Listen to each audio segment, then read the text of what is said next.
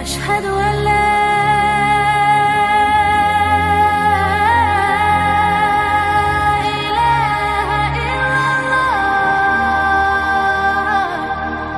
kondisi manusia saat dibangkitkan oleh Allah pada hari kiamat. Ma'asyiral muslimin yang dimuliakan Allah Subhanahu wa taala. Kita tahu bahwa salah satu yang wajib diimani adalah beriman dengan adanya hari akhir. Dan hari akhir itu ada arkannya, ada rukun-rukunnya. Dan rukun-rukun hari akhir itu terdapat 5 perkara yang harus diyakini. Yang pertama, kematian. Wajib diimani, karena kita pasti mati. Yang kedua, alam barzah. Harus diyakini. Kemudian yang ketiga, alam mahsyar. Bahwa kita akan dibangkitkan oleh Allah Subhanahu wa taala dan dikumpulkan. Kemudian yang keempat, hisab, balasan. Dan yang terakhir adalah al-jaza, kesudahan daripada manusia. Apakah dia layak masuk surga ataukah tidak layak masuk surga. Itulah gambaran beriman dengan hari akhir. Ma'asyiral muslimin yang dimuliakan Allah Subhanahu wa taala. Kita tahu bahwa ketika diutusnya Nabi sallallahu alaihi wasallam menjadi nabi dan rasul, disitulah mulai Israfil meletakkan ujung trompetnya dan siap meniup, menunggu izin dari Allah Subhanahu wa taala. Kenapa Israfil baru meletakkan moncong sangkakalanya saat diutusnya Nabi sallallahu alaihi wasallam? Karena Nabi kita adalah akhirul anbiya, akhir dari seluruh para nabi. Dan kita adalah akhir al-umam, akhir dari seluruh umat. Artinya tidak ada nabi setelah Nabi Muhammad sallallahu alaihi wasallam dan tidak ada umat setelah umat Rasul sallallahu alaihi wasallam. Setelahnya kiamat. Makanya Nabi sallallahu alaihi wasallam ketika suatu hari tidak nyenyak tidur, tidak enak makan, merenung, sahabat heran dan bertanya. Maka Nabi sallallahu alaihi wasallam menjawab, bagaimana mungkin aku bisa nikmat hidup, nikmat tidur, nikmat makan, nikmat minum dan begitu seterusnya. Faqad iltaqama sahibul qarni qarnan. Sementara malaikat Israfil, pemilik sangkakala itu, siap meniupkan trompetnya. Kapan diizinkan Allah, maka dia akan tiupkan itu. Tetapi keadilan Allah Subhanahu wa taala, setiap perkara itu ada muqaddimahnya. Allah Subhanahu wa taala tidak langsung mengkiamatkan alam semesta ini, tapi ada muqaddimahnya yang disebut dengan alamat kiamat kubra.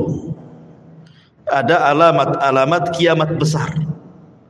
Tentu sebelumnya ada alamat-alamat kiamat kecil. Tapi mendekati kiamat ini yang muncul tanda-tanda alamat besar, dan itu jumlahnya 10 tanda. Kalau terjadi 10 tanda ini, maka habislah alam semesta. Secara ringkas, yang pertama munculnya Dajjal. Kemudian yang kedua, turunnya Isa ibn Maryam. Kemudian yang ketiga, munculnya Ya'juj wa Ma'juj. Ini 3 alamat pertama. Kemudian 3 alamat pertengahan, munculnya dukhan. Maksudnya dukhan itu asap yang tebal, yang sangat hitam pekat yang ada di langit. Kemudian setelahnya munculnya matahari dari arah barat. Kemudian setelahnya munculnya binatang dari perut bumi yang disebut dengan dabatun minal ar. Binatang melata bisa bicara, yang menstempel mukmin dan kafir. Ini 3 alamat pertengahan. Maka alamat yang terakhir 3 gempa. Gempa dari arah barat, gempa dari arah timur, dan gempa di Jazirah Arab, dan ditutup dengan api yang menggiring manusia dari Aden Yaman, dikumpulkan di Syam. Disitulah kiamat dibangkitkan. Inilah 10 tanda kiamat besar. Orang-orang yang beriman tidak akan merasakan tentang adanya kiamat besar, karena orang-orang yang beriman itu sebelum Israfil meniupkan sangkakalanya sudah diwafatkan oleh Allah Subhanahu wa ta'ala dengan cara dikirim angin yang sangat-sangat dingin, kemudian menerpa setiap ketiak orang yang beriman walaupun punya iman sebiji zarah, maka akan wafat dengan angin itu. Sehingga tidak ada yang hidup kala itu kecuali orang yang paling jahat, yang paling buruk, yang paling kafir, yang paling syirik kepada Allah Subhanahu wa ta'ala. Nabi SAW bersabda, la taqumus sa'ah illa ala syiraril khalqi. Tidak akan tegak hari kiamat kecuali tegak kepada manusia yang paling buruk yang ada di permukaan bumi. Ma'asyiral muslimin yang dimuliakan Allah Subhanahu wa ta'ala, ketika Allah Subhanahu wa ta'ala izinkan Israfil untuk meniupkan sangkakalanya, maka apa yang terjadi? Al-qari'atu mal qari'ah. Wa ma adraka mal qari'ah? Yauma yakunun nasu kal farashil mabthus. Al-qari'ah itu adalah suara yang keluar dari trompet moncong sangkakala yang ditiup Israfil.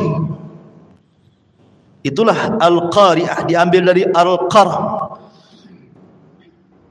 suara yang bisa memecahkan gendang-gendang manusia, dan suara yang bisa mewafatkan semua manusia yang hidup kali itu.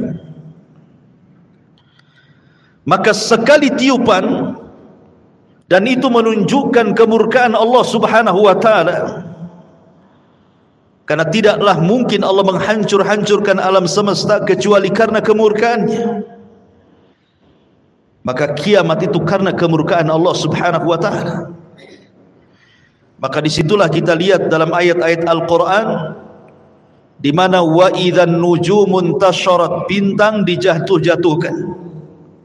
Wa idzal biharu fujirat, kemudian lautan ditumpah-tumpahkan airnya. Kemudian wa idza zulzilatil ardu zilzalaha, kemudian bumi digempa-gempakan. Ma'asyiral muslimin yang dimuliakan Allah Azza wa Jalla, Anda bisa bayangkan ketika terjadi tsunami Aceh, itu hanya sebagian kecil laut yang ngamuk gitu ya, yang marah karena kemarahan Allah Subhanahu wa ta'ala.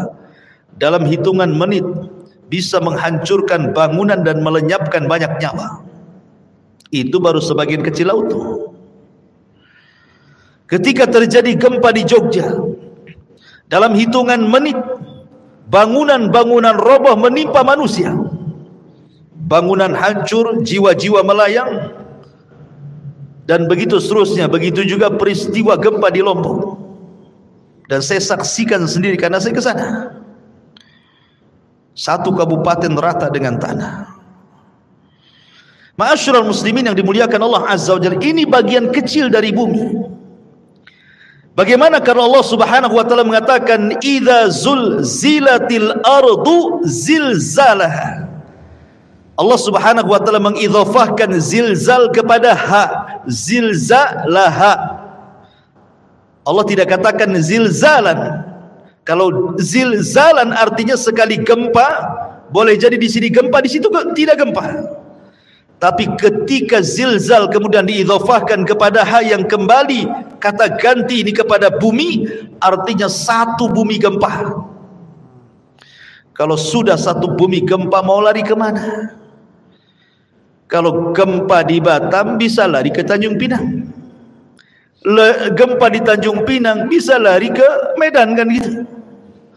Tapi kalau di Medan gempa, Tanjung Pinang gempa, Batam gempa, semua daerah gempa, lah mau lari ke mana? Maka saat itu tidak ada yang bisa lari. Karena di mana-mana gempa. Ya. Ma'asyiral muslimin yang muliakan Allah Subhanahu wa taala. Sampai pada waktunya Allah Subhanahu wa taala mewafatkan semua manusia, semua jin, bahkan semua malaikat. Bahkan malaikat maut Allah wafatkan juga.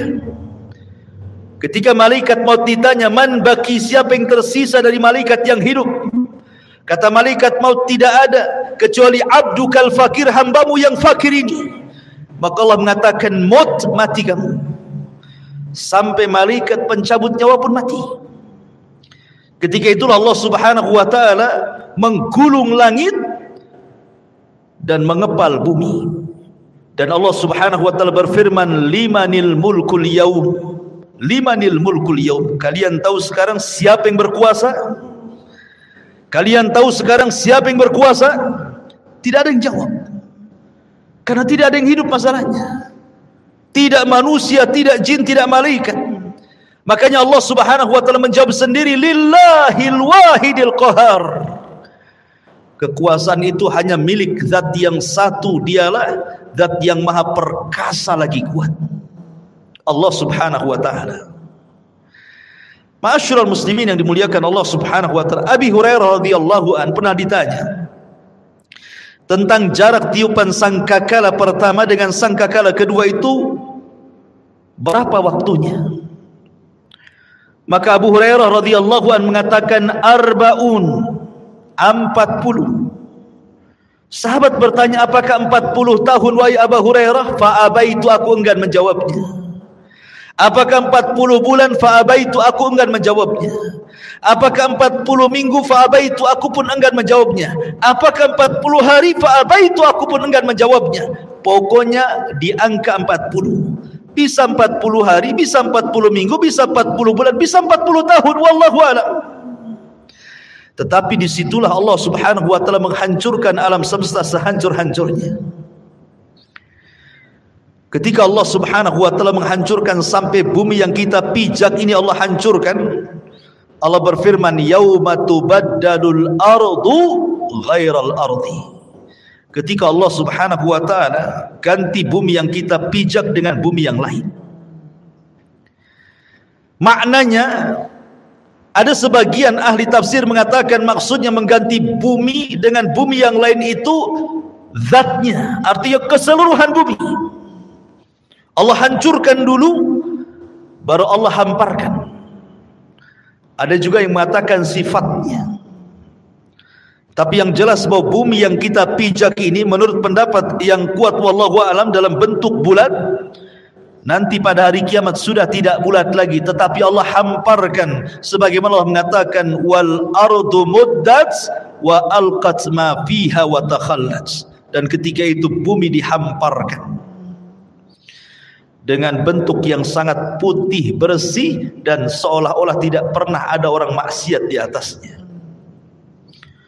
Ma'asyiral muslimin yang dimuliakan Allah Subhanahu wa taala, disinilah manusia akan dibangkitkan dengan tiupan sangkakala Israfil yang kedua. Ikhwan, ketika kiamat dibangkitkan, tidak ada satu jasad manusia kecuali Allah hancurkan. Bagaimana Allah Subhanahu wa taala bisa membangkitkan dari jasad yang dihancurkan? Ternyata Allah Subhanahu wa taala tidak menghancurkan semua jasad saat kiamat dibangkitkan. Bahkan dari Adam alaihi salatu wassalam yang dikubur lebih dulu dibandingkan kita dan seluruh anak keturunannya, yang jumlah mereka tidak ada yang tahu kecuali Allah. Berapalah jumlah yang hidup di permukaan bumi sekarang, ikhwan, dibandingkan orang yang ada di kuburan? Tentu lebih banyak mereka. Mungkin jasad mereka sudah dimakan tanah. Tetapi Allah Subhanahu wa taala dengan kuasanya, ada satu jasad manusia tidak dihancurkan Allah Subhanahu wa taala. Bagaimanapun caranya. Apa itu? Tulang ekor manusia. Tulang ekor manusia walaupun kecil itu tidak akan dihancurkan walaupun dikiamatkan bumi ini. Kenapa? Karena dari tulang ekor itulah kita dibangkitkan oleh Allah Subhanahu wa taala. Jasad boleh hancur tapi tulang ekor tidak hancur. Jasad boleh hancur tapi ruh tidak hancur. Ruh tetap Allah Subhanahu wa taala letakkan di mana? Kalau ruhnya orang-orang yang beriman Allah letakkan fil illiyin, di tempat yang paling mulia, yang paling tinggi. Tapi kalau ruhnya orang kafir diletakkan di tempat yang paling rendah, di dasar bumi yang paling rendah, yang paling dasar. Lah ketika tiupan sangkakala yang kedua, Allah Subhanahu wa taala berfirman, wa akhrajatil ardu athqalaha. Dan kami keluarkan beban-beban isi bumi ke permukaan. Wa alqat ma fiha wa takhallat. Dan kami lempar beban bumi dan semua ada di permukaan bumi. Tentu setelah bumi diganti dengan bumi yang baru. Ini jasad, belum ada ruh. Dan bagaimana Allah Subhanahu wa taala bisa membangkitkan dari tulang ekornya? Dalam hadis yang sahih Allah Subhanahu wa taala mengirimkan hujan, karena asal kehidupan itu dari air, dan kami jadikan air itu segala sesuatu bisa hidup, kan itu. Wa ja'alnal ma' kulla syai'in hayy. Kami jadikan air itu segala sesuatu hidup. Maka Allah akan hujani itu bumi itu. Ketika setiap tulang ekor tersentuh dengan air hujan tersebut, maka semua terlempar ke permukaan. Kemudian Allah ciptakan kembali jasad yang sudah hancur itu. Di situ Allah Subhanahu wa taala katakan, wa idzan nufusu zuwizat. Ketika Allah lesatkan setiap ruh-ruh yang diletakkan di illiyin kalau dia ruhnya mukmin, dan roh-roh yang ada di sijin kalau dia kafir munafik. Dilesatkan semuanya. Subhanallah, tidak ada yang tertukar. Ruh masuk ke jasad-jasadnya yang pernah dia tempati di bumi. Semua akan melesat di situ. Disitulah terjadi dalam akidah ahli sunnah wal jamaah sebagai yaumul ba'thi wan nusyur, hari kebangkitan, di mana manusia akan dibangkitkan di situ. Bagaimana kondisi mereka dibangkitkan? Allah Subhanahu wa taala menyamakan kebangkitan manusia di padang mahsyar itu dengan dua binatang. Pertama dengan laron, dan yang kedua dengan belalang. Adapun dengan laron, Allah Subhanahu wa taala berfirman, al-qari'atu mal qari'ah wa ma adraka mal qari'ah yauma yakunu an-nasu kal farash. Farash itu artinya laron yang berhamburan. Tetapi dalam ayat yang lain Allah mengatakan kal jaradil muntashir, seperti belalang-belalang yang berterbangan. Satunya laron berhamburan, satunya belalang berterbangan. Apa bedanya? Menurut ulama akidah, adapun ketika Allah Subhanahu wa taala menyamakan hari kebangkitan itu manusia seperti laron, itulah permulaan kebangkitan. Di mana ketika manusia bangkit, ikhwan, manusia itu tidak tahu harus kemana. Karena padang pasir itu la ma'lama fi, tidak ada tanda sama sekali. Karena tanah itu putih bersih. Tidak ada tanda sama sekali. Ketika di dunia banyak tanda. Ini desa, ini kecamatan, ini ibu kota. Ini gang, ini jalan, ini lorong, dan begitu seterusnya. Ini kota, ini desa, ini hutan. Di dunia ada maklam, ada tanda. Tapi di akhirat tidak ada tanda masalahnya. Anda mau lari kemana? Mau cari rumah siapa? Sementara ketika Allah Subhanahu wa ta'ala ganti bumi itu datar, tidak ada yang meninggi, tidak ada yang merendah, tidak ada gunung, tidak ada bukit, tidak ada lembah, semua datar. Kenapa Allah ciptakan seperti itu? Supaya menampung manusia sejak zaman Adam sampai yang terakhir mati. Kalau sekarang bumi dalam bentuk sekarang dibangkitkan sejak Adam sampai sekarang, mungkin bumi tidak akan cukup. Karena ada tempat-tempat yang tidak layak dihuni, kan gitu. Tetapi ketika bumi didatarkan, tidak ada yang meninggi, tidak ada yang merendah, tidak ada gunung, tidak ada bukit, tidak ada lembah, semua orang bisa bangkit di situ. Ma'asyiral muslimin yang dimuliakan Allah Azza wa Jalla, ketika awal bangkit itulah Allah mengatakan seperti laron. Antum perhatikan laron, apabila ada lampu datang laron. Laron ini kalau terbang tidak ada aturan. Nabrak kawannya, tiba-tiba besoknya sudah sayapnya bertebaran di mana-mana, jatuh sana kemari, kan? Begitulah kondisi laron. Itulah awal kebangkitan. Manusia lari ke sana, lari ke sini, tidak tahu kemana harus dituju. Nabrak sana, nabrak sini. Ya. Baru setelah kemudian ada panggilan di satu titik, agar mereka mendekati kepada panggilan yang Allah Azza wa Jal perintahkan malaikat untuk memanggil, barulah mereka tertib mengarah ke satu titik. Itulah yang disebut dengan jaradil muntashir, seperti belalang.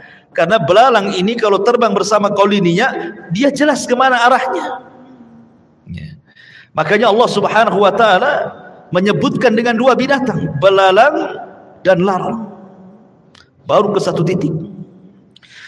Ma'asyiral muslimin yang dimuliakan Allah Subhanahu wa ta'ala, di sini ada peristiwa yang luar biasa. Saat terjadi kiamat, ikhwan, semua bintang dan galaksi dijatuhkan dan ditubruk-tubrukan, kecuali dua bintang yang tidak dijatuhkan. Pertama matahari dan bulan tidak dijatuhkan. Justru matahari yang tidak mungkin berjumpa dengan bulan.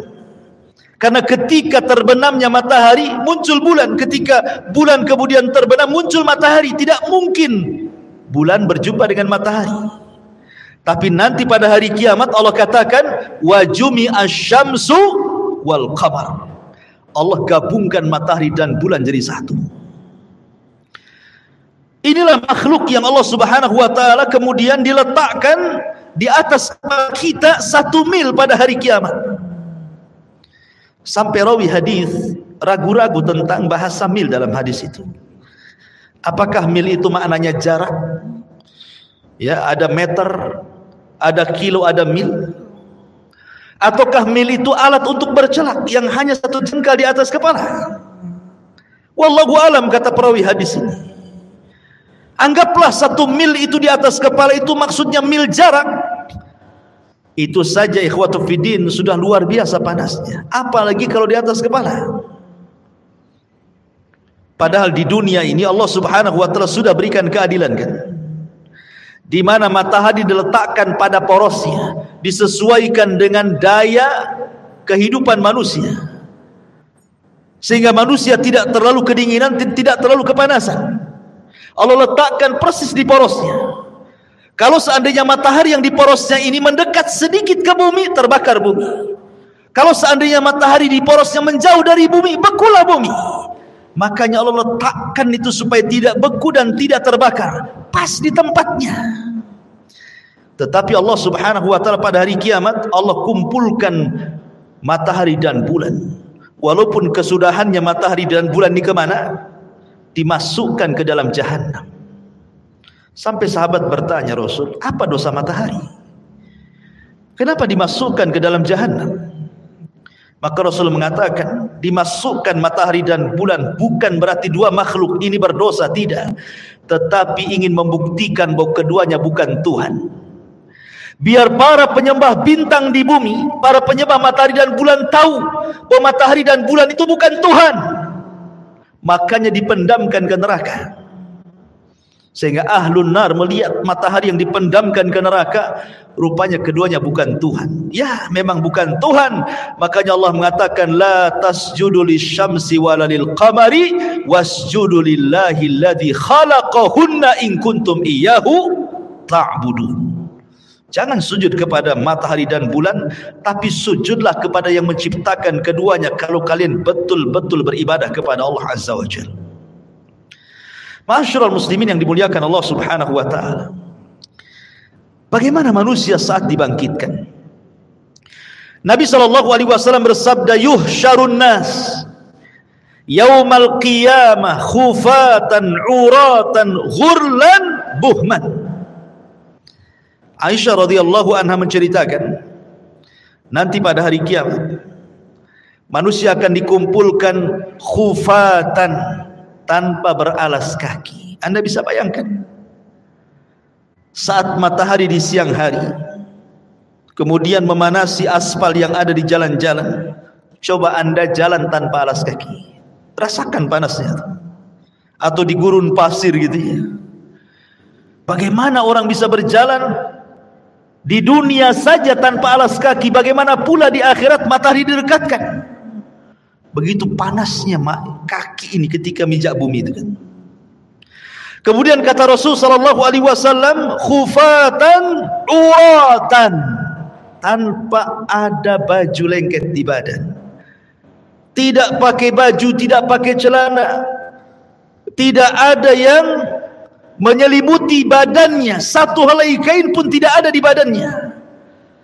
Bayangkan matahari dekat tuh. Kita saja ya kan itu ya, apabila telanjang di tengah matahari terik siang-siang itu panasnya luar biasa. Ini telanjang bulat. Kemudian kata Nabi sallallahu alaihi wasallam, khufatan uratan ghurlan, kembali tidak dikhitan. Waktu kita dikhitan, kita dibuang kulit, kemaluan kemudian entah berantah kulit itu.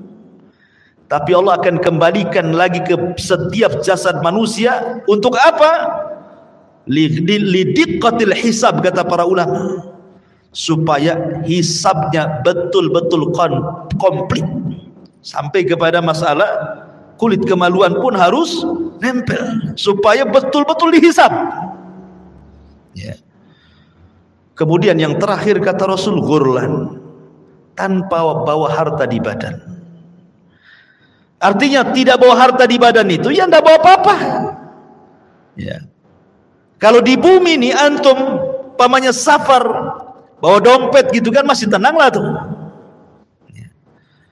Tetapi jangan lagi dompet, jangan lagi kartu ATM, pakaian pun tidak, celana pun tidak, celana dalam pun tidak gini. Lalu apa yang dibanggakan pada hari kiamat ikhwan? Itu menunjukkan bahwa Allahu aghniya wa nahnul fuqara. Allah itulah zat yang kaya, kita ini fakir ya. Karena nggak ada bawa apa-apa. Apa yang mau dibanggakan pada hari kiamat? Dibangkitkan tuh semua akan sama. Baik para raja yang dibangkitkan seperti itu, para menteri yang dibangkitkan seperti itu, orang-orang kaya yang dibangkitkan seperti itu, orang miskin juga sama, semua sama. Tidak ada yang dibanggakan pada hari itu di hadapan Allah Subhanahu wa taala, dan tidak ada yang disombongkan pada hari itu. Ma'asyiral muslimin yang dimuliakan Allah Subhanahu wa taala. Ada sebuah hadis yang dikeluarkan Imam Muslim.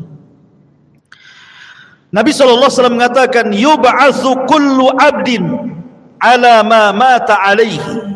Manusia akan dibangkitkan pada hari kiamat sesuai dengan kondisi saat dia mati. Walaupun sebagian ulama hadis mengatakan bahwa hadis ini maksudnya dibawa ketika sakaratul maut.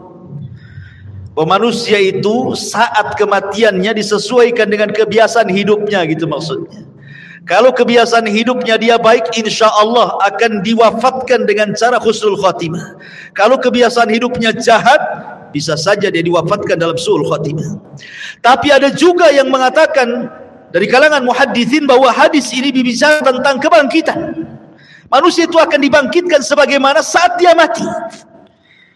Makanya Nabi SAW, kenapa ketika orang-orang yang haji itu, yang masih menggunakan kain ihram, kemudian qadarullah meninggal, kata Nabi SAW, suruh dikafani dengan ihramnya kan?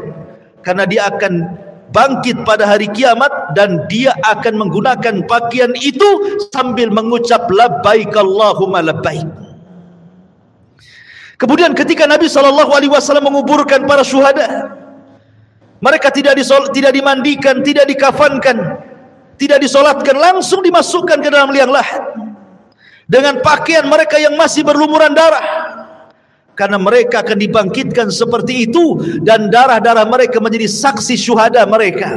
Dan saat dikubur, maka malaikat Munkar dan Nakir tidak akan bertanya soal siapa Tuhanmu, siapa nabimu, apa agamamu. Kenapa? Karena kata Nabi SAW, kafa, cukuplah bibariqatis suyuf, kilatan-kilatan pedang saat jihad, fitnah bagi dia, sehingga tidak ada fitnah kubur lagi. Ma'asyiral muslimin yang dimuliakan Allah Azza wa Jalla, bahkan pada hari kiamat, Abu Sa'id Al-Khudri radhiyallahu anhu mengatakan, nanti pada hari kiamat ada orang-orang yang diseret dengan wajahnya. Subhanallah. Kita di bumi berjalan dengan kedua kaki, tapi nanti saat dibangkitkan ada manusia-manusia berjalan kakinya di atas, kemudian wajahnya diseret, wajahnya di bawah, jalan dengan kepalanya. Sahabat bertanya, ya Rasulullah, wahai Rasul, kok ada orang yang seperti itu? Maksudnya kok bisa, bukankah di dunia dia berjalan dengan kakinya? Maka Nabi mengatakan, alaysa alladhi amshahu ala rijlaihi fid dunya qadiran ala an yamshiyahu ala wajhihi yaumal qiyamah. Kata Nabi SAW, bukankah ketika di bumi dia bisa berjalan dengan kedua kakinya, siapa yang menjadikan dia bisa berjalan seperti itu? Allah. Maka sebagaimana Allah mampu menjalankan manusia di bumi dengan kedua kakinya, maka Allah pun mampu menjalankan dengan wajahnya pada hari kiamat. Dan mereka orang-orang kafir. Bahkan subhanallah, al-jaza min jinsil amal, ikhwan. Balasan itu sesuai dengan amalannya. Ada manusia saat dibangkitkan itu kecil, ya. Di tengah manusia yang besar-besar, dia dibangkitkan seperti semut, sehingga dia harus terseok-seok menghindari langkah kaki orang yang lari ke sana kemari. Lihatlah semut kecil kan. Kalau seandainya kita melihat semut kecil kemudian kita jalan, terkadang ada semut yang kita injak. Jadi ada ketika dibangkitkan itu, manusia dibangkitkan seperti seekor semut kecil sekali. Dia harus terseok-seok ke sana kemari menghindari injakan-injakan manusia yang lari ke sana kemari. Siapa mereka? Mereka al-mutakabbirun, orang-orang yang sombong. Sebagaimana Nabi SAW bersabda tentang mereka, bahwa orang-orang yang sombong akan diciptakan seperti biji zarah pada hari kiamat. Mereka terseok-seok karena menghindari injakan kaki manusia yang besar itu. Kenapa Allah buat dia kecil? Karena ketika di dunia dia merasa besar, ya kan, orang sombong itu kan merasa besar ya.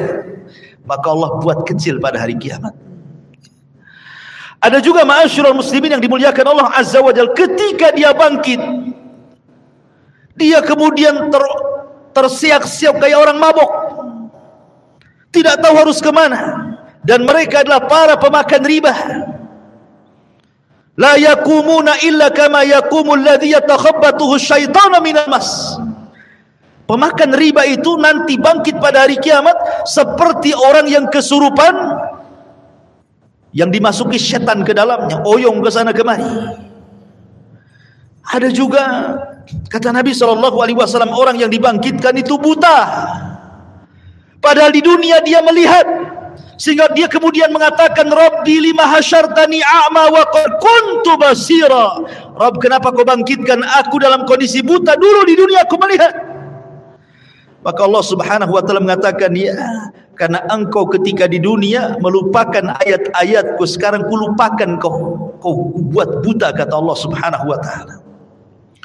Jadi macam-macam orang dibangkitkan itu.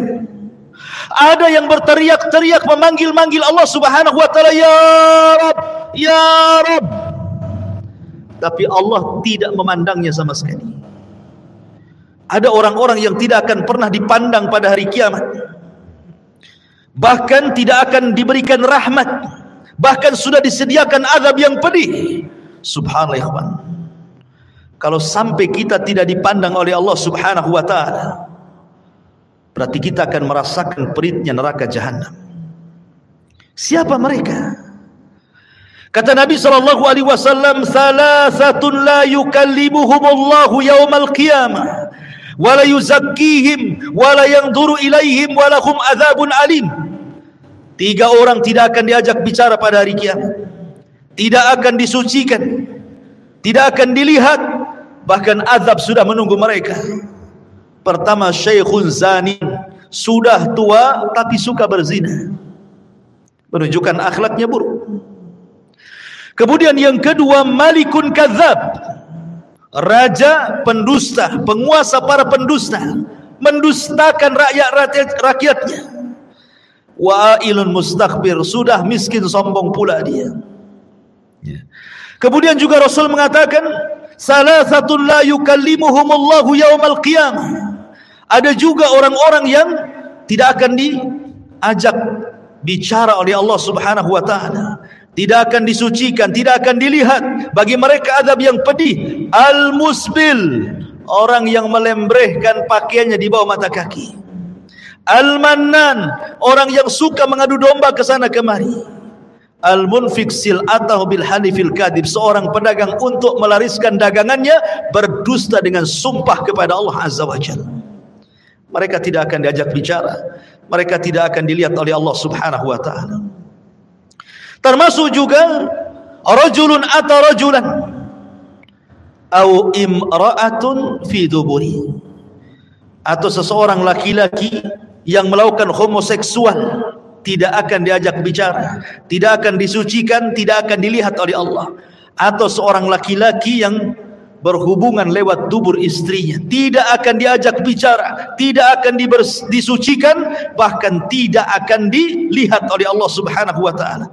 Termasuk juga imra'atun la tashkuru li zawjiha, istri yang tidak pernah bersyukur kepada suaminya.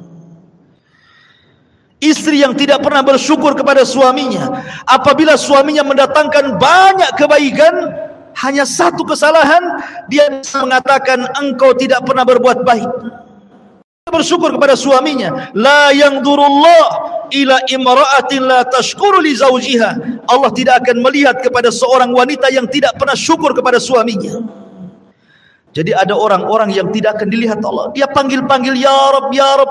Allah tidak peduli dengan orang itu. Bahaya ikhwan, kalau sampai tidak dilihat oleh Allah Subhanahu wa taala. Lah ketika itu ma'asyiral muslimin, maka Allah Subhanahu wa taala mulai pisah-pisahkan manusia itu. Awalnya kan berkumpul tuh, jadi satu. Sejak zaman Adam sampai yang terakhir mati terkena trompet sangkakala Israfil, dibangkitkan semuanya. Di situ masih kumpul para nabi, para syuhada, para siddiqin, para salihin, orang awamnya, dari mulai zaman Adam sampai yang terakhir masih satu di padang mahsyar itu. Baru Allah pisah-pisahkan di situ. Apa kata Allah Subhanahu wa taala? Kata Allah Subhanahu wa taala, "Hei, siapa yang di antara kalian ketika di dunia menjadi para pemimpin yang adil, keluar kalian. Kemari. Berdirilah di bawah arsy Allah Subhanahu wa taala, kalian mendapatkan naungan." Kemudian dia panggil lagi, "Hei orang-orang yang ketika di dunia hatinya terikat dengan masjid, kemari keluar dari situ. Di sini kalian mendapatkan naungan dari arsy Allah Subhanahu wa taala."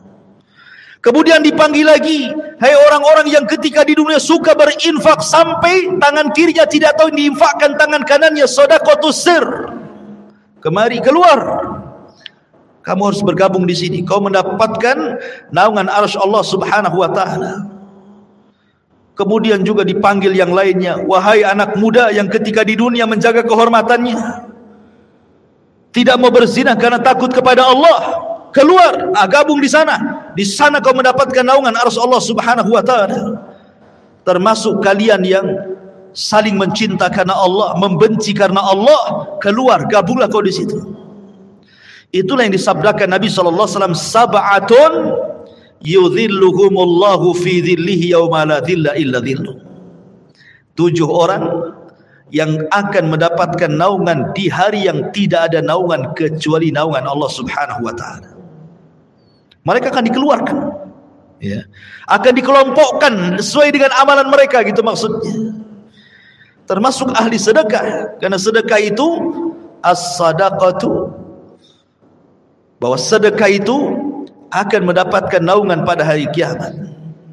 Ma'asyiral muslimin yang dimuliakan Allah Subhanahu wa taala, lalu berapa waktu mereka harus tinggal di padang mahsyar itu? Ulama mengatakan bahwa mereka akan tinggal di padang mahsyar itu 50 alfasana, 50.000 tahun. Tentu 50.000 tahun ini berlaku kepada orang-orang kafir, berlaku kepada orang-orang munafik dan orang-orang mujrim. Tapi orang-orang yang beriman tidak.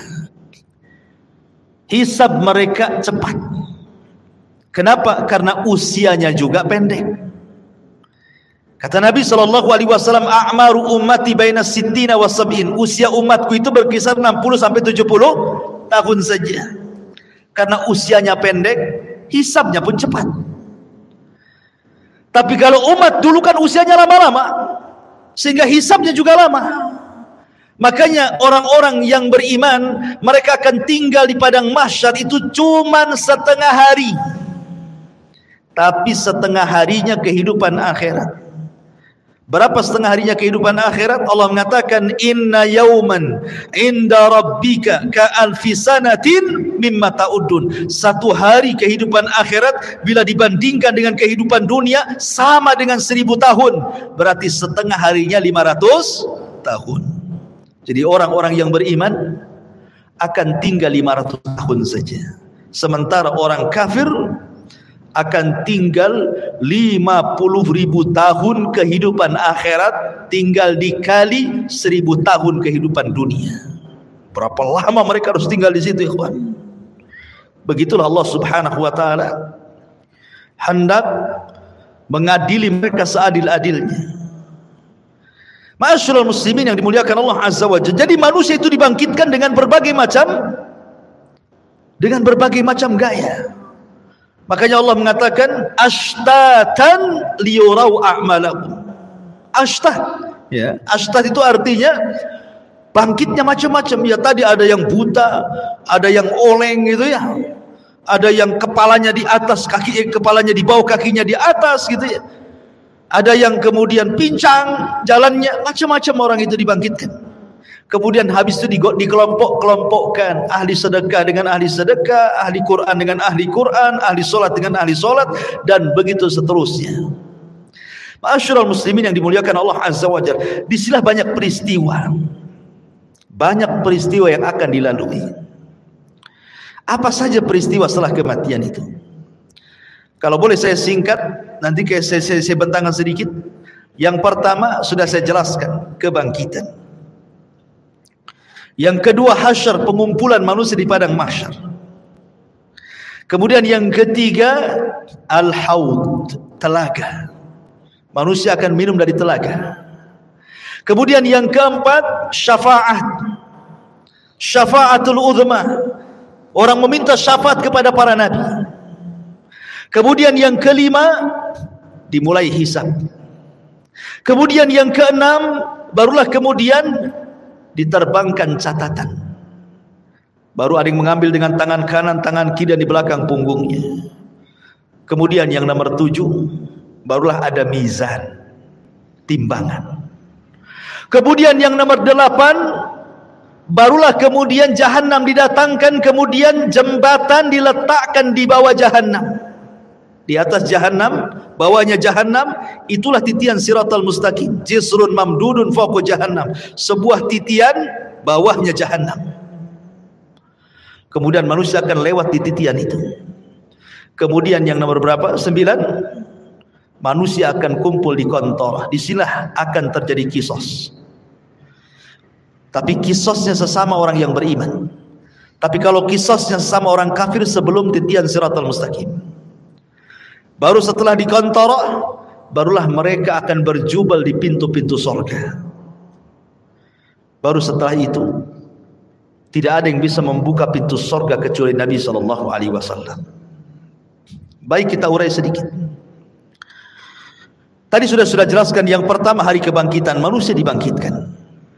Kemudian dikumpulkan. Ketika manusia tertidur dan cukup lama, kemudian terbangun, pasti yang Anda rasakan akan merasakan haus yang luar biasa. Iya kan? Kalau tidur lama gitu kan, bangun pasti pengen minum. Seperti Anda juga pengen minum. Bismillah, minum dulu. Masya Allah. Jadi ketika mereka kehausan ini, maka mereka mencari air. Setiap para nabi Allah Subhanahu wa taala sudah berikan telaga. Likullin nabi haudun. Setiap nabi diberikan telaga. Dan telaga yang paling besarlah telaga Nabi kita Muhammad sallallahu alaihi wasallam. Maka umat Rasul sudah diarahkan ke masing-masing nabinya. Termasuk kita umat Islam diarahkan kepada telaga Nabi kita. Telaganya sangat besar. Airnya putih, lebih putih dibandingkan susu kata Rasul. Lebih manis dibandingkan madu. Dan satu kali minuman tidak akan haus selamanya. Dan tidak akan rebutan karena gelasnya sejumlah bintang yang ada di langit kata Nabi. Dan orang yang pertama dibolehkan minum, merekalah orang-orang Ansar dari kalangan sahabat Nabi sallallahu alaihi wasallam. Lah kenapa tidak Muhajirin? Bukankah Muhajirin adalah as-sabiqunal awwalun? Mereka lah yang awal-awal masuk Islam, baru kemudian Ansar kan itu. Kenapa di akhirat orang yang pertama minum orang Ansar dulu baru Muhajirin? Terbalik? Ya. Karena orang Ansar diberikan kesabaran ketika di dunia. Mereka tidak pernah mencicipi kekuasaan. Khulafaur Rasyidin semua dari Muhajirin. Abu Bakar Muhajirin, Umar Muhajirin, Uthman Muhajirin, Ali Muhajirin, Hasan bin Ali Muhajirin. Ganti ke kekuasaan kerajaan. Raja yang pertama Muawiyah ibn Abi Sufyan Muhajir. Runtuhnya Bani Umayyah, berdiri Bani Abbasiyah, semua dari Mekah Muhajirin. Semua kekuasaan itu dari Muhajirin. Orang Ansar itu tidak pernah jadi raja. Mereka jadi rakyat. Makanya kata Nabi SAW, sabarlah kalian. Kalian akan mendapatkan nanti raja-raja yang zalim. Boleh jadi mungkin yang menguasai kalian itu raja-raja zalim. Tapi kesabaran kalian akan mendapatkan hasil sampai kalian menemui aku di mana? Di telagaku kata Nabi. Makanya mereka orang yang pertama minum. Orang-orang Ansar atau penduduk Yaman yang awal-awal masuk Islam, baik dari kalangan manusia atau kalangan jinnya. Ya. Baru setelah itu Muhajirin. Baru setelah itu para ulama. Baru setelah itu umumnya umat Rasul, sampai yang terakhir datang sekelompok umat Rasul hendak minum. Tiba-tiba dihalau para malaikat, tidak boleh. Nabi SAW kasihan dan mengatakan, ummati itu umatku, biarkan wahai malaikat, biar dia minum. Tapi kemudian Rasul diberitakan bahwa mereka tidak layak minum. Kenapa? Ya Muhammad, innaka la tadri ma ahdatsu ba'daka innahum ghayyaru wa baddalu. Wahai Muhammad, engkau tidak tahu apa yang terjadi sepeninggalmu. Mereka itu sudah merubah ajaran-ajaranmu. Mereka itu sudah menjauhi sunnah-sunnahmu. Mereka tidak layak minum dari telagamu. Makanya ulama mengatakan orang yang tidak akan minum dari telaga Rasul, pertama orang murtad, tidak akan minum. Yang kedua orang munafik, tidak akan minum. Yang ketiga orang yang mereka selalu menyelisih sunnah Rasul dari kalangan ahli bidah. Kemudian yang keempat, para murtakib al-kabair, orang-orang yang senantiasa terus melakukan dosa besar. Mereka tidak layak minum dari telaga Nabi SAW. Ya. Padahal ikhwan, meminum dari telaga Rasul itulah yang menentukan nasib kita saat di padang mahsyar. Karena ketika matahari didekatkan, kita merasa haus. Sementara Rasul mengatakan siapa yang meminum satu teguk saja dia tidak akan haus selamanya, kan? Artinya bisa meringankan beban saat matahari didekatkan sebenarnya. Baru setelah kemudian mereka minum, ada yang minum, ada yang tidak. Kemudian mereka berkumpul lagi di padang mahsyar, dibiarkan oleh Allah Subhanahu wa ta'ala. Dengan matahari didekatkan, kemudian keringat dicucurkan, sampai-sampai keringatnya membanjiri, sampai kalau seandainya ada perahu dijalankan, perahu bisa jalan di keringatnya. Karena ada yang tenggelam selutut, ada yang tenggelam sepusat, ada yang tenggelam sedada, ada yang tenggelam telinga, ada yang tenggelam betul-betul dengan keringatnya, sesuai dengan amalannya. Ya. Ma'asyiral muslimin, ini menakutkan karena kumpulnya mereka saja sudah menakutkan. Kenapa menakutkan? Karena ketika di kuburan saja mereka sudah takut. Kan kalau orang-orang yang beriman masuk kuburan itu dibentangkan surga, ya kan? Ketika dia sanggup menjawab pertanyaan malaikat, siapa Tuhanmu? Allah. Siapa Nabimu Muhammad? Apa agamamu? Islam. Allah akan mengatakan dari langit, an sadaqa abdi, hambaku telah benar. Kalau begitu, bentangkan pintu dari sorga, hantarkan makanan, hantarkan minuman, hantarkan pakaian, hembuskan angin dari sorga supaya wangi kuburannya, kan itu. Artinya dia bisa melihat sorga di kuburan. Tapi orang kafir, munafik dan ahli dosa, ketika dia tidak sanggup menjawab apa kata Allah, sempitkan kuburan sesempit-sempitnya, kan itu. Kemudian bentangkan neraka di hadapannya. Makanya ketika kemudian terjadi hari kiamat, mereka sudah melihat neraka saat di kuburan tuh. Makanya mereka sudah ketakutan luar biasa. Dari situlah akhirnya kemudian ketika Allah biarkan saja di padang mahsyar seperti itu, mulailah orang-orang berakal di antara mereka datang kepada Adam. Ya Adam, anta abul bashar, kau ini bapak manusia. Isfa' lana ila rabbik, mintalah syafaat kepada Rabbmu. Ala tara ila ma nahnu fi, tidakkah kau iba kepada kami, lihat kondisi kami.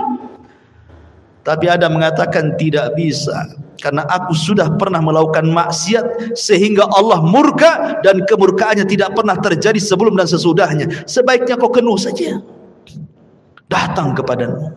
Sama juga jawabannya. Kata Nuh, sebaiknya kau datang kepada Ibrahim. Sama pula jawabannya. Tidak bisa juga. Kata Ibrahim, sebaiknya kau datang kepada Nabi Musa. Musa pun sama. Bahkan kata Musa, sebaiknya datang kepada Isa. Jadi antara Adam, Nuh, Ibrahim, Musa, Isa, semua mengatakan nafsi, nafsi, urus diri kalian, katanya. Kata Isa bin Maryam, sebaiknya kalian datang kepada Muhammad sallallahu alaihi wasallam. Maka mereka datang kepada Rasulullah. Baru Nabi SAW tidak menolak permintaannya dan mengatakan ana laha, kan ku coba, kata Rasul. Maka Nabi SAW berangkat sendiri, kemudian mendekati arsy Allah, kemudian sujud di bawah arsy dengan sujud yang sangat lama. Kemudian Allah datang dan mengatakan irfa ra'saka ya Muhammad. Kata Allah Subhanahu wa ta'ala, angkat kepalamu wahai Muhammad. Sal qul tusma, sal tu'ta, ishfa tushaffa. Katakan kau didengar, minta kau diberi, mintalah syafaat, ku beri kau syafaat, kata Allah. Ini yang disebut dengan syafaatul uzma, syafaat khusus yang hanya diberikan kepada Rasul kita, tidak diberikan kepada para nabi.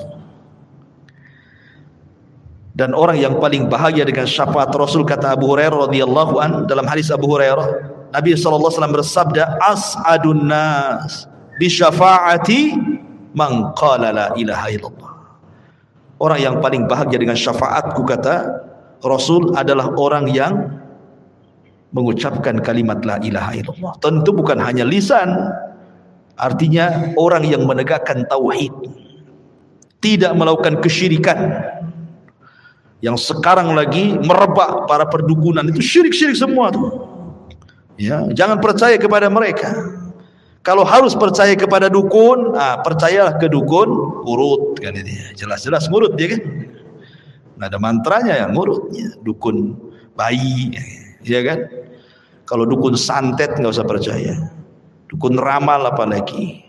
Ya. Jadi ma'asyiral muslimin yang dimuliakan Allah Azza wa Jalla. Setelah syafaat, apa yang terjadi? Setelah syafaat, ardul a'mal. Allah akan memperlihatkan amalan kita, ikhwan. Liyurau a'malahum. Allah akan perlihatkan amalan kita. Makanya ada hadis yang mengatakan, nanti pada hari kiamat akan didatangkan manusia membawa pahala sebesar Bukit Tihamah. Coba bayangkan. Bukit Tihamah itu besar. Ya, lebih besar daripada Uhud, cuman lebih kecil daripada Uhud. Cuman kata Nabi, nanti pada hari kiamat ada orang bawa pahala sebesar Bukit Tihamah. Diperlihatkan amalannya besar sekali. Tiba-tiba kemudian amalan itu dihilangkan. Gara-gara apa? Karena orang itu suka bermaksiat sendirian. Dia bermaksiat sendirian. Kok bisa maksiat sendirian? Nah, inilah ini alat maksiat sendirian. Nah, ini alat maksiat sendirian. Cukup saya dan handphone saja. Itu maksiat sendirian, dalam kamar sendirian, nyumpet apa antum ya. Entah lagi nyebar hoax di situ. Copy paste hoax, ya kan? Atau apalah yang dilihat di situ. Ya. Waktunya sholat masjibu aja situ kan. Ini maksiat sendirian. Nanti ada orang pada hari kiamat pahalanya sebesar Gunung Tihamah. Rupanya setelah diperlihatkan itu saja, tiba-tiba dihilangkan. Kemudian ditanya kenapa dihilangkan? Itulah akibat maksiat sendiri, kesendirian tadi. Ada juga orang yang datangkan, Masya Allah, di dunia ahli sedekah. Ahli sedekah. Ada masjid perlu bangunan disumbang dia, ada madrasah perlu uang disumbang dia, ada fakir miskin butuh biaya disumbang dia. Tidak ada tempat kecuali sumbang dia. Dipanggil oleh Allah, diperlihatkan amalan dia di dunia, dibuat layar tancap, seolah-olah dia diingatkan, tuh kamu tuh waktu di dunia itu, tuh kamu bawa uang ke masjid ini, kau bawa uang ke masjid itu, kau bawa uang ke panti asuhan ini. Diperlihatkan amalannya di dunia. Kemudian Allah mengatakan, betul itu kamu tuh yang jalan ke sana kemari? Oh iya, dengan bangganya. Itu saya, wahai Rabb. Ya. Kemudian Allah mengatakan, untuk apa kau amalkan itu? Maka dia mengatakan, saya bersedekah untukmu ya Rabb. Kata Allah, kadzabta, dusta kamu. Kadzabta, dusta kamu. Engkau bersedekah itu supaya engkau dianggap dermawan. Engkau bersedekah itu supaya engkau dianggap pemurah. Engkau bersedekah itu supaya dipuji manusia. Kadzabta, dusta kamu. Akhirnya malaikat bawa ini seret di neraka. Didatangkan lagi para mujahidin. Kemudian diperlihatkan bagaimana saat jihad dia banyak membunuh musuh, akhirnya dia mati syahid. Diperlihatkan sama Allah itu, betul kamu itu? Oh iya, itu saya, wahai Rabb. Apa yang kau lakukan? Ustushhidu fik, aku mati syahid karenamu ya Rabb. Kata Allah, kadzabta, dusta. Itu bukan. Kau ini perang hanya supaya orang menganggap kau pahlawan saja, kau pemberani supaya dikenang orang. Tidak. Kadzabta, dusta kamu. Seret, masukkan dia ke neraka. Didatangkan lagi orang pakar Quran, alim bil Quran. Sehari-harinya dia baca Quran, dia ajarkan Al-Quran, dia baca Quran, dia tegak kepada Allah dengan Al-Quran. Diperlihatkan, betul kamu itu yang semalaman salat dengan membaca Al-Quran? Oh iya, itu saya, wahai Rabb, katanya. Untuk apa kau lakukan? Oh, qara'tu fikal Quran, aku baca Quran untukmu ya Rabb. Kadzabta, dusta kamu.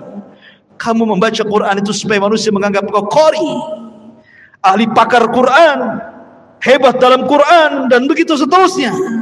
Kadzabta, dusta kamu, syaratkan neraka. Jadi ada orang-orang yang diperlihatkan amalannya, itu disebut ardul a'mal namanya. Baru setelah ardul a'mal masuk pada perkara hisab. Ikhwan, hisab ini mencakup pertama orang kafir, kedua orang munafik, ketiga orang yang beriman. Adapun orang kafir ada yang mengatakan tidak dihisab. Apa yang mau dihisab? Amalannya sudah lebur-lebur. Makanya Allah mengatakan a'maluhum karamadin istaddat bihi, amal mereka sudah habis, ludas di dunia saja nggak diterima. Lalu apa yang mau dihisab? Ada yang berpendapat tidak akan dihisab orang kafir, langsung ke jahanam. Tapi ada juga mengatakan tetap dihisab, hanya sekedar formalitas untuk menunjukkan keadilan Allah Subhanahu wa taala. Orang munafik lebih jahat dibandingkan orang kafir. Maksudnya munafik i'tiqad ya, bukan munafik amal. Apa bedanya munafik i'tiqad dengan amal? Kalau munafik i'tiqad itu zahirnya Islam, hatinya kafir. Jadi dia masuk Islam dengan badannya, keluar dari Islam dengan hatinya. Tapi kalau munafik amal ini masih muslim, dia hanya meniru sifat munafik. Kalau ngomong dusta, kalau janji khianat, itu munafik amal namanya. Beda ya. Dia tidak dikeluarkan dari Islam. Jadi munafik yang dikeluarkan dari Islam itu yang mendohirkan Islam, menyembunyikan kekufuran, seperti orang-orang orientalis dan begitu seterusnya. Ya. Karena ada orang-orang misionaris yang ingin memurtadkan kaum muslimin, pura-pura masuk Islam. Adapun hisabnya orang-orang mukmin ada dua.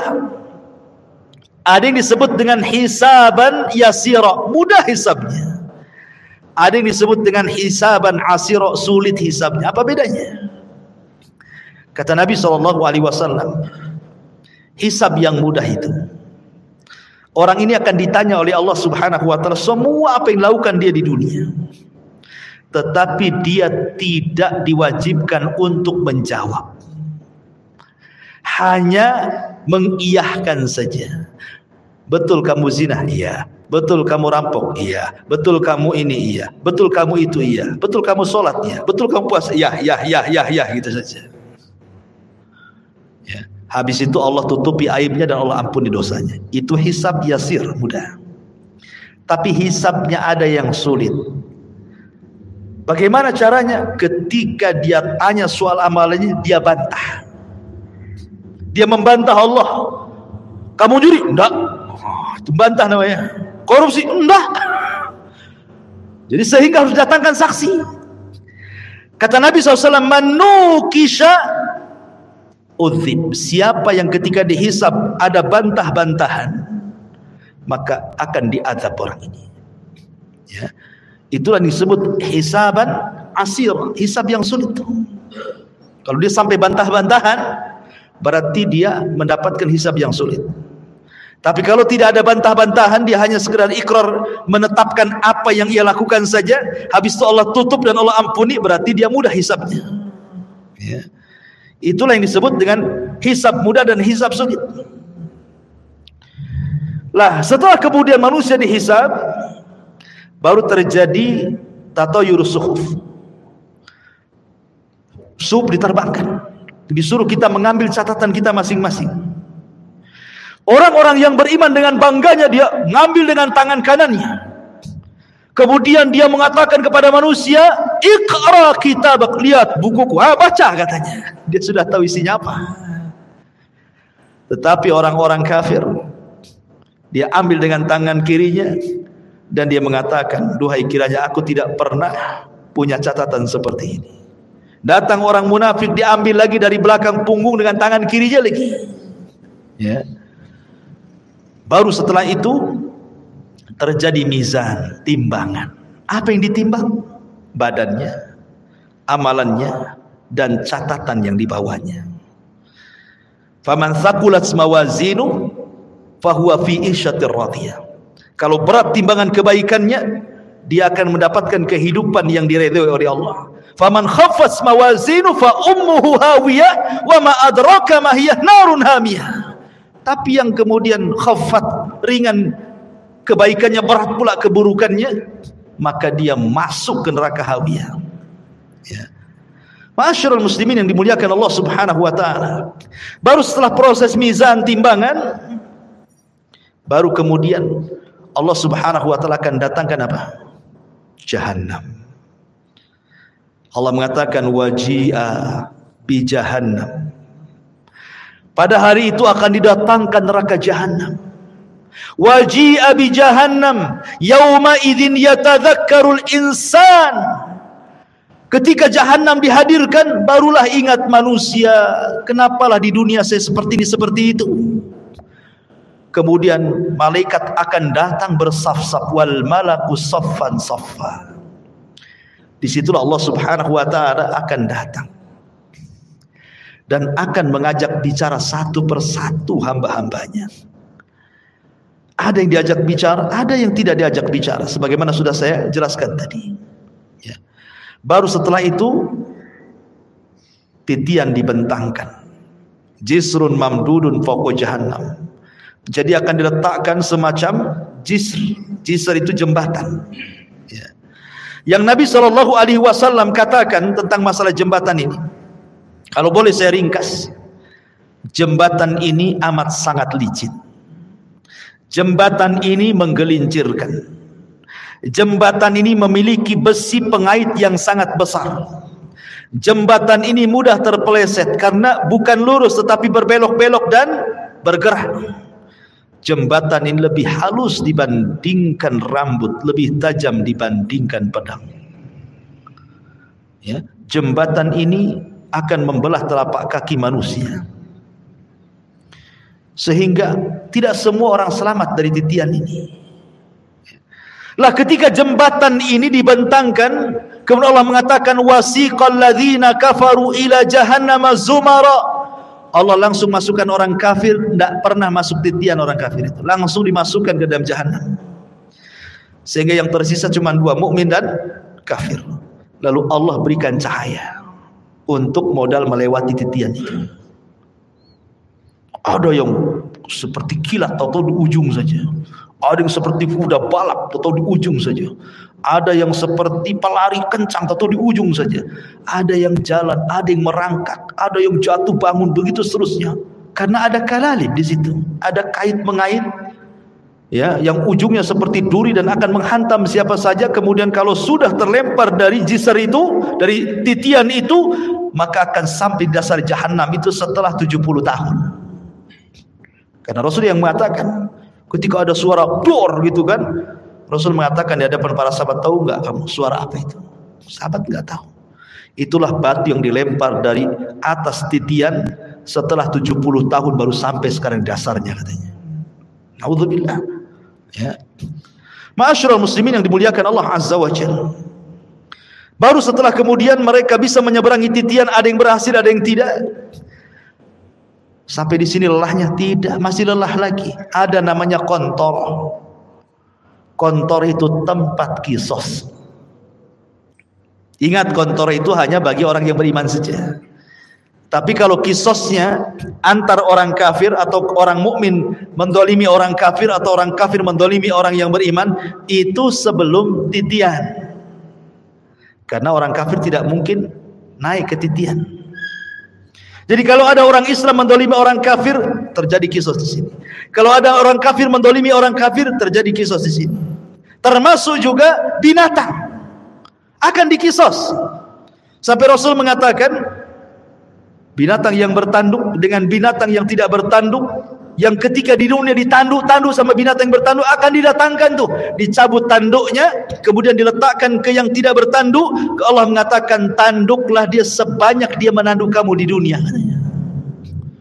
Disaksikan oleh manusia itu kisos kepada binatang itu, semua akan dikisos. Ya. Yang buaya makan kambing gitu ya. Kemudian harimau makan kancil, semua akan terjadi kisos. Tapi selesai kisos, selesai hisab, apa kata Allah? Kuni turaba, jadilah kalian tanah.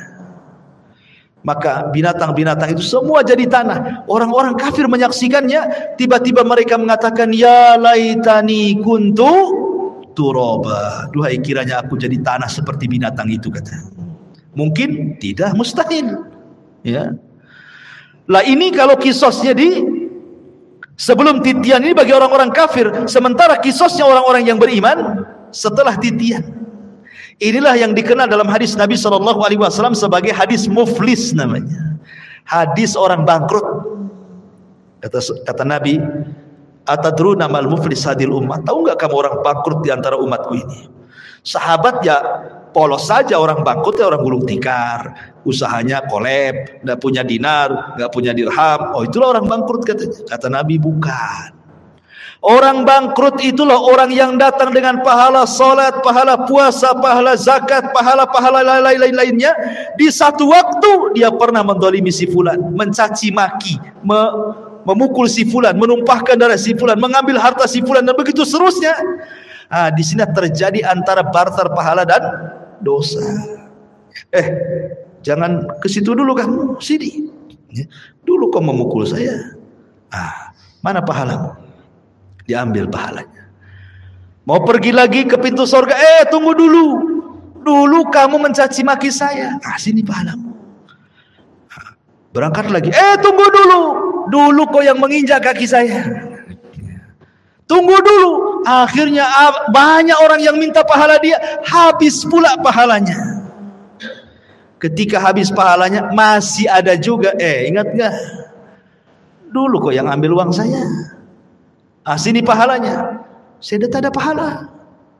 Tak apa kok tak ada pahala. Aku punya dosa, nih dosaku ambil. Gitu kan? Datang lagi. Dulu kau pernah menzalimi saya, mana pahalamu? Ndak punya, nggak apa-apa, nih dosaku ambil. Bayangkan coba. Makanya Rasul mengatakan orang ini disebut orang bangkrut. Kalau ibarat pedagang itu modal habis, hutang pula numpuk. Orang ini habis pahalanya diberikan orang, dosa pula ditanggung dia, itu maksudnya ya. Makanya disebut bangkrut orang ini. Kalau masih tersisa pahalanya, ada kesempatan masuk surga. Kalau tidak, dicemplungi lagi ke neraka. Di sini terjadi kisos, ikhwan, antar orang yang beriman. Bahkan yang mengeri adalah kisosnya pembunuhan. Karena awal yang pertama dihisab oleh Allah itu, kalau hak manusia adalah masalah darah. Dan itu ketika proses hisab itu, yang pertama kali hak manusia adalah darah, tapi kalau hak Allah salat. Yang pertama dihisab kalau hak Allah adalah salat, tapi kalau hak hamba masalah darah.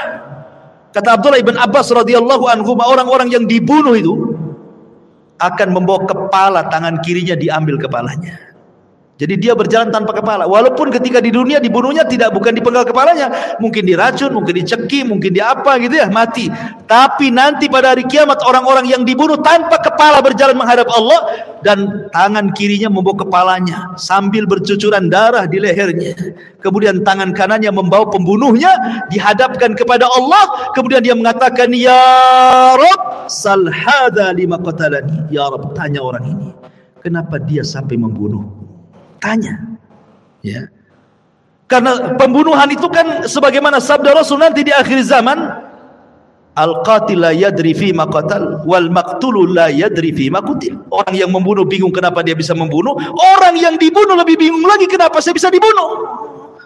Karena dalam Islam itu aturan bunuh-membunuh sudah ada, qisas, atau dia berzina dan sudah menikah, atau karena dia murtad, dijelaskan begitu ya. Tapi gara-gara rebutan parkir bunuh-bunuhan, gara-gara waris bunuh-bunuhan, gara-gara masalah sedikit utang piutang bunuh-bunuhan, ini akan terjadi kisos. Dan kisos ini akan diulang. Walaupun di dunia kisos ini berlaku, tetap akan diulang. Karena yang namanya kisos itu belum memuaskan sebuah keadilan. Walaupun sesuai dengan syariat Islam. Apalagi tidak sesuai dengan syariat Islam. Yang sesuai dengan syariat Islam saja tidak memenuhi keadilan. Contoh, si A membunuh si B, yang satu preman, yang si B ini orang soleh. Si B ini dia penopang keluarganya, yang satu ini preman. Dibunuhlah orang baik ini. Kemudian datang ke mahkamah Islam, diponis kisos, dibunuh premannya. Akhirnya sama-sama mati kan. Tapi bagi keluarga belum ada keadilan. Ini yang mati orang baik. Ya. Ketika dia sudah meninggal, akhirnya terputuslah nafkah ke keluarganya. Ini yang preman dibunuh lagi, yang keluarganya aja nggak suka dia preman, nah, biarkannya dia mati kan.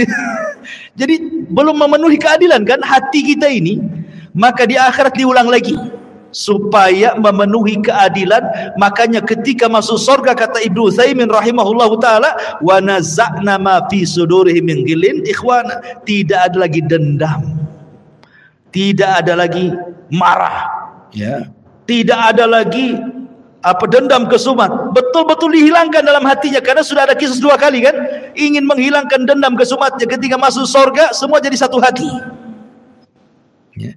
Jadi terjadi kisah tuh. Kembali ke kontora. Setelah kontora itulah adalah pintu-pintu surga. Disitulah manusia berjubel di pintu-pintu surga. Kata Rasul, sayati alaikum zaman kadidu minaz ziham, akan datang waktunya manusia berdesak-desakan di pintu surga. Tidak ada yang bisa membuka pintu surga. Sampai pun Adam tidak bisa membuka pintu surga kecuali Nabi kita Muhammad SAW. Ana awal man aftatihu babal jannah. Saya orang yang pertama kali membuka pintu surga. Ketika Rasul buka pintu surga, tiba-tiba ada wanita mau mendahului masuk ke dalam surga, ya. Ada perempuan lari mau mendahului Nabi masuk surga. Kata Rasul, tunggu dulu, siapa kamu? Maka wanita dia mengatakan, saya wanita yang merawat banyak anak yatim, ya. Dari sini kata para lihat bagaimana para pengkafil yatim berdua sama masuk ke dalam surga. Itulah yang dinamakan ana wa kafilul yatim fil jannati kahataini. Aku dan para perawat anak yatim itu seperti ini di surga, kata Nabi. Ya kan? Tetapi yang jelas bahwa di sini Rasul yang pertama kali masuk surga ya bukan wanita ini. Cuma dia mau bersama Nabi, mau mendahului Nabi, cuma di stop kan gitu ya. Bagaimanapun yang pertama membuka pintu surga Rasul, yang pertama masuk ke dalam surga pun Nabi sallallahu alaihi wasallam.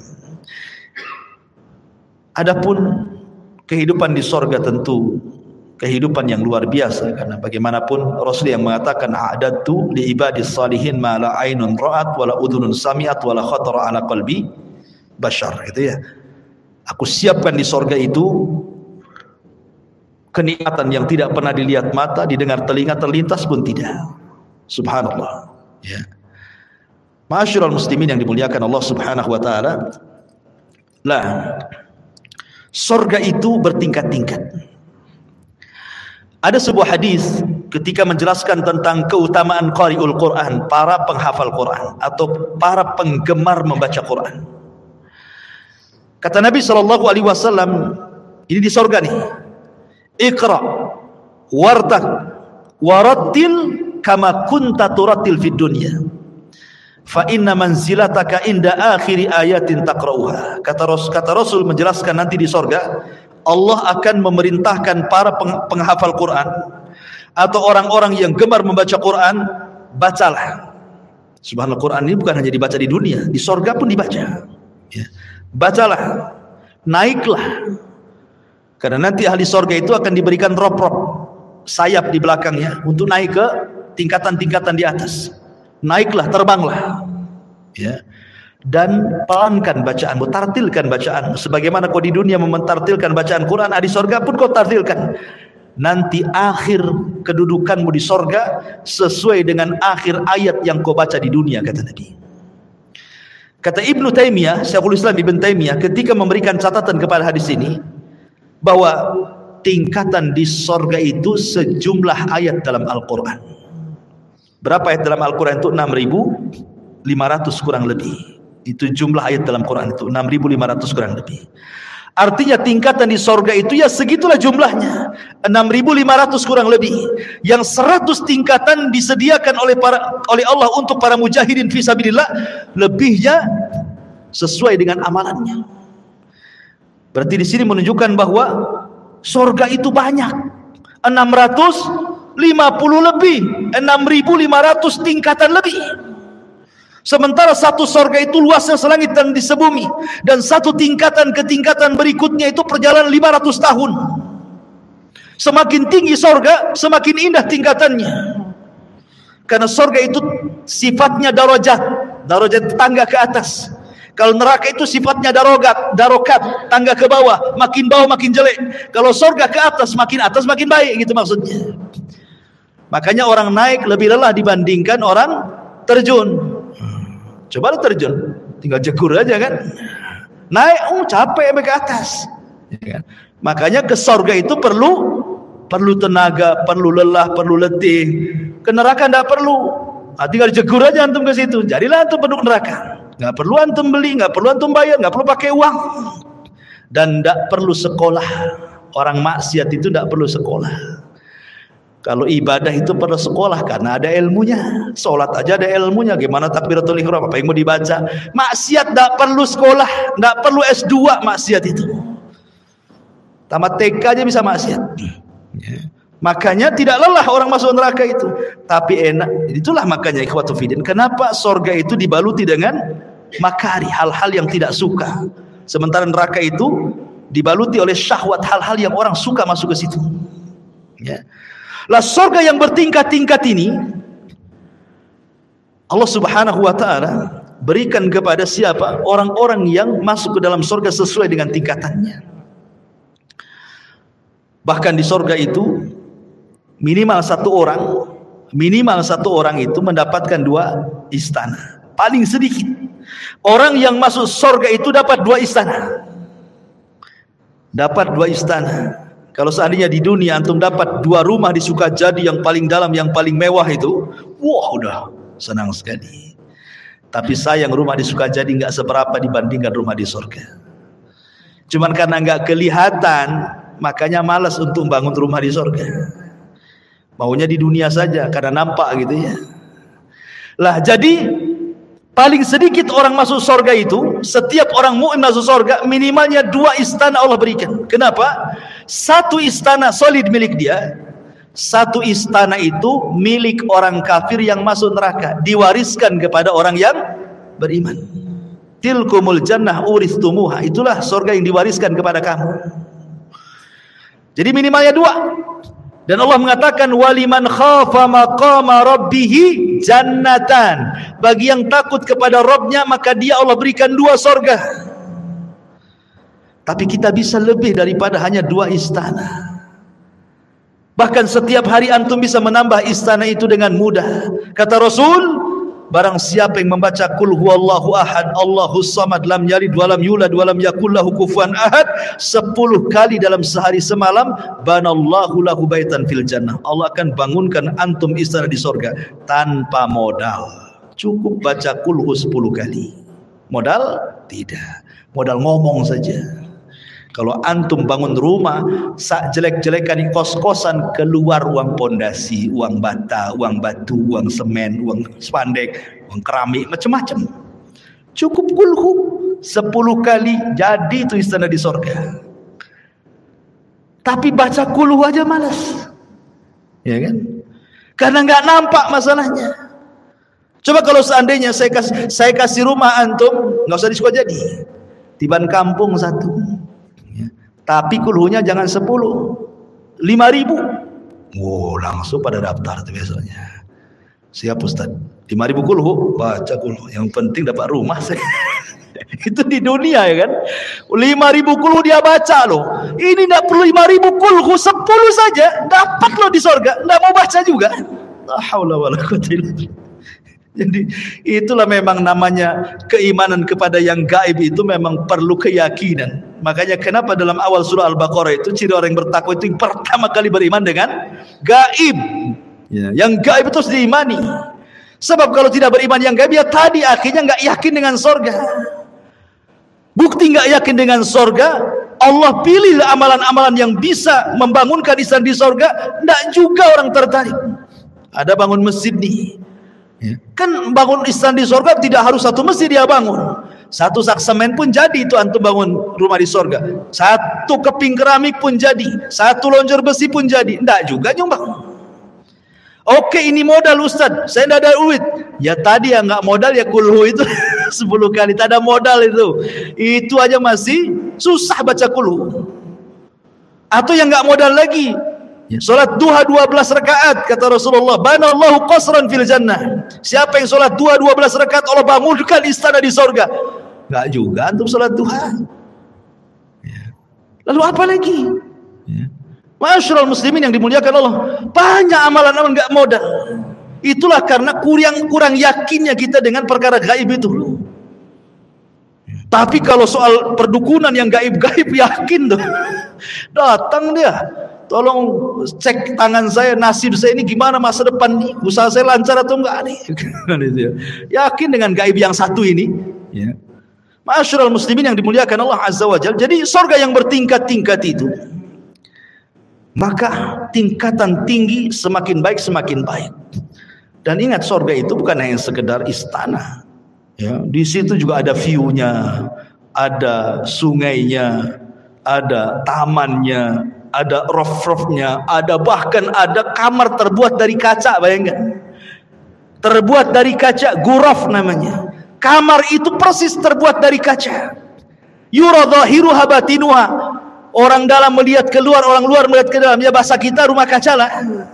Kan sekarang kan lihatlah rumah-rumah minimalis itu kan cantik itu kalau dikasih kaca itu kan. Di mana tuh ghuraf itu? Di atas. Kalau kita ini di dunia bangun satu bangunan di atas, harus ada tiang dari bawah nopang tuh. Di sorga tak ada. Tak ada tiang, ya gitu saja kamar. Ustaz, gimana saya kesananya katanya. Antum pikir antum di sorga kayak apa? Terbang antum ke sana. Karena semua binatang di sorga itu, jangankan kita, binatang di sorga semua terbang. Makanya bahasa Quran itu lahmi tair. Tair itu artinya burung. Daging burung gitu ya. Jadi semua binatang itu, kata para ulama, terbang di sorga itu. Tidak ada binatang melata kayak di bumi itu berjalan. Tidak ada, semua terbang. Antum aja terbang.